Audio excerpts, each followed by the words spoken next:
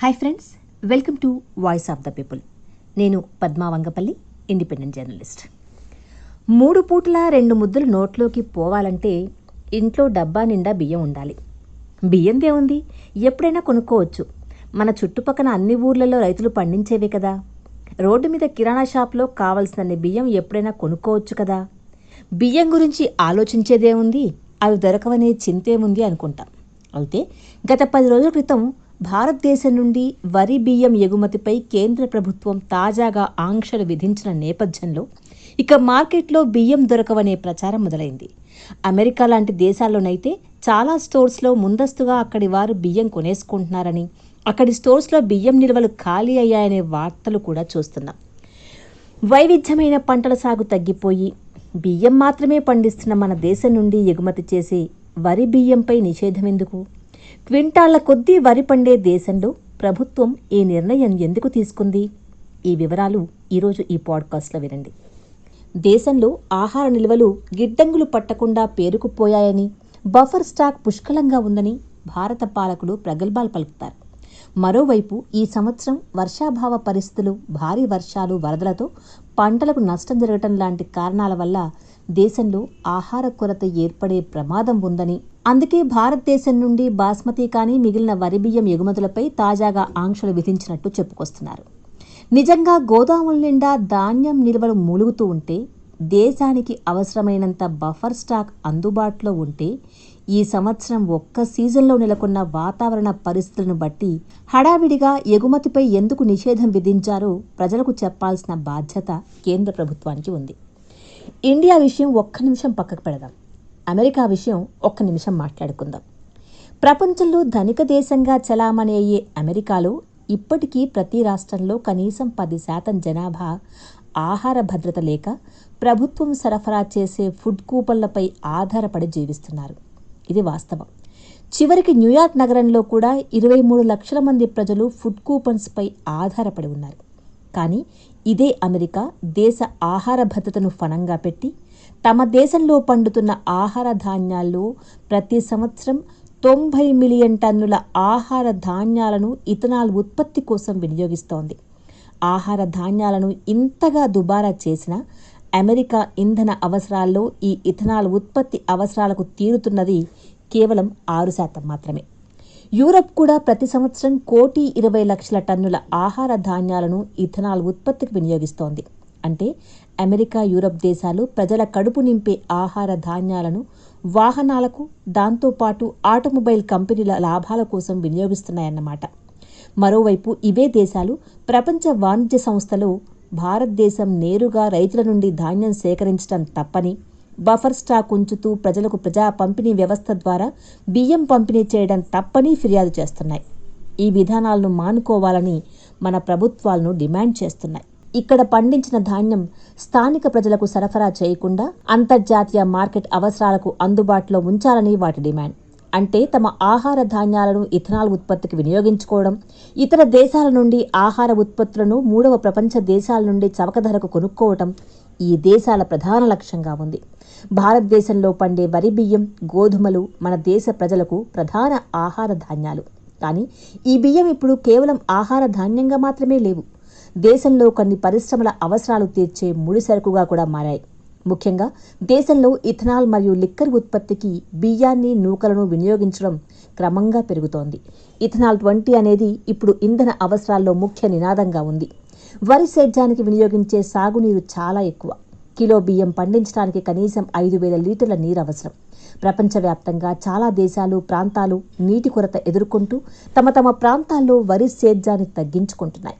తెలంగాణ లాంటి రాష్ట్రంలో సాగునీరు ఉచితంగా అందదు. విద్యుత్ వినియోగించి నీళ్లను నదుల నుంచి లిఫ్ట్ చేయాలి, లేదా భూగర్భ జలాలను తోడిపోయాలి. ఇది అత్యంత ఖర్చుతో కూడుకున్న వ్యవహారం. అనివార్యంగా బియ్యం ఉత్పత్తి ఖర్చు పెరిగిపోతోంది.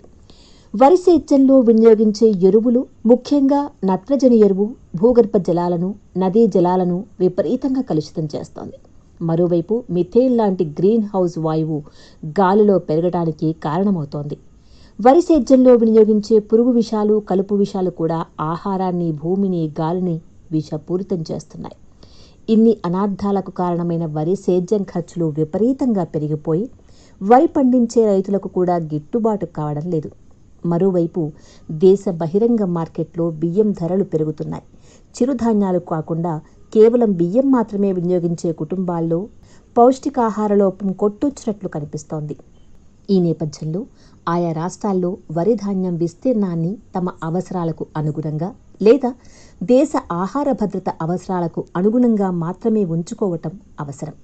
బియ్యం ఎగుమతి పేరుతో కానీ ఇంధన అవసరాల పేరుతో కానీ బియ్యం పండించటం అనవసరం. ఇది వనరులపై, పర్యావరణంపై తీవ్ర దుష్ప్రభావాన్ని చూపుతోంది. పైగా ధాన్యం ఎగుమతి వల్ల దేశంలో కొందరు వ్యాపారులకు లాభమే కానీ రైతులకు అదనంగా వస్తున్న లాభమేమీ లేదు. అందుతున్న అదనపు ధరలేమీ కూడా లేవు.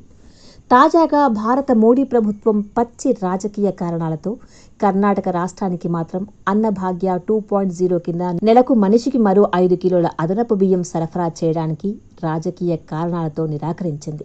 మరోవైపు ప్రపంచ ప్రజలకు ఆహారం అందిస్తున్నామనే పేరుతో విదేశాలకు బియ్యం మాత్రం ఎగుమతి చేస్తోంది. 2022-23లో 27,943 కోట్ల రూపాయల విలువైన 1,02,94,858 టన్నుల బియ్యం మన దేశం విదేశాలకు ఎగుమతి చేసింది. వీటిలో అమెరికా, చైనా, నేపాల్, బంగ్లాదేశ్ సహా అనేక ఆఫ్రికా దేశాలకు మన బియ్యం సరఫరా అవుతోంది.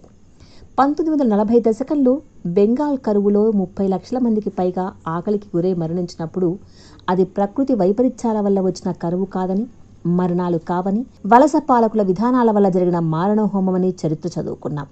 పైగా ఈ విషయం అప్పటి బ్రిటిష్ ప్రభుత్వానికి వైస్రాయ్ ఉత్తరం రాస్తూ సమాజంలో అట్టడుగు వర్గాల ప్రజలు ఎప్పటికైనా మరణించాల్సిందే, ఎలాగూ వాళ్లకు దీర్ఘకాలం బతికే శారీరక సామర్థ్యం కూడా లేదు అని రాశాడంటే అప్పటి పాలకుల నిజ స్వభావం అర్థం చేసుకోవచ్చు. ఇప్పటి పాలకులు కూడా దేశ ప్రజల పట్ల ఇదే వైఖరి కలిగి ఉన్నారా అన్న అనుమానం కలుగుతోంది. కేంద్ర ప్రభుత్వ ఎగుమతి దిగుమతి విధానాలు ప్రజలకు కాకుండా తమ పార్టీ ఆశ్రిత పెట్టుబడిదారులకు ఉపయోగపడే విధంగా ఉంటున్నాయి. ప్రజల ఆకలి తీర్చే విధంగా కాకుండా పరిశ్రమలకు మేలు చేసే విధంగా ఉంటున్నాయి. 2022 ప్రపంచ ఆకలి సూచీలో మొత్తం 121 దేశాల్లో భారతదేశం 107వ స్థానంలో ఉంది. ICMR సంస్థ సిఫార్సు ప్రకారం ప్రతి మనిషికి రోజుకు 400 గ్రాముల ఆహార ధాన్యాలు అవసరం.